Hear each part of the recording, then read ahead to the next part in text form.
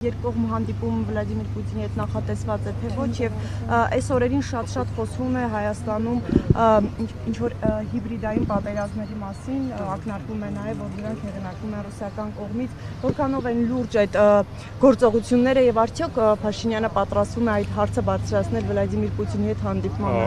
Հիբրիդային պատերազմը չեմ կարծում, որ հիբրիդային պատերազմի մասին խոսվում է միայն վերջին շրջանում։ Դրա մասին եւի խոսում է 2018 թվականից երկկողմ հանդիպման մասին եկեք սպասենք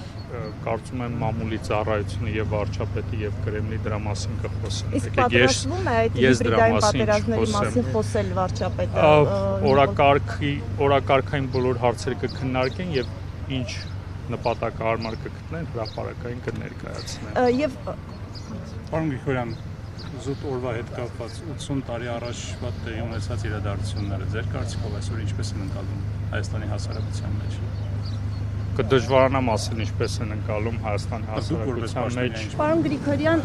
սահմանի իրավիճակի հետ կապված մի երկու հարց է, եթե կարելի է։ Երեք մամուլում տեղեկություն եղավ, որ Երևանն ու Բաքուն այդ հրադադարի խախտման հետ կապված տեղեկություններ են փոխանցել միմյանց։ Հրադադար ռեժիմի խախտման հետ կապված ես կխնդրեի մանրամասնեք ինչ տեղեկությունների մասին է խոսքը Բաքուն ընդունում է որ հայկական կողմից կապես չի խախտում հրադադար, այսինքն համոզիչ փաստեր ներկայացվել են, ինչ քննարկումներ են այս առումով Բաքվի հետ։ Բաքվի կողմից փոխանցված ավելի շուտ այսպես է Հայաստանը խնդրել է դիվանագիտական ճանապարհով տվյալներ տրամադրել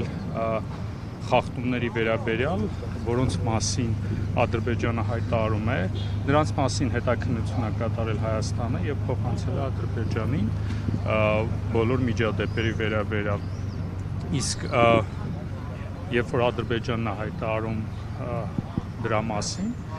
եւ կներեք Հայաստանի հայտարարած խախտումների վերաբերյալ, որ Ադրբեջանը խախտումներ կատարել, դրանց վերաբերյալ Հայաստանը տվյալներ է փոխանցել Ադրբեջանին եւ ակնկալում է մանրամասն հետաքննություն։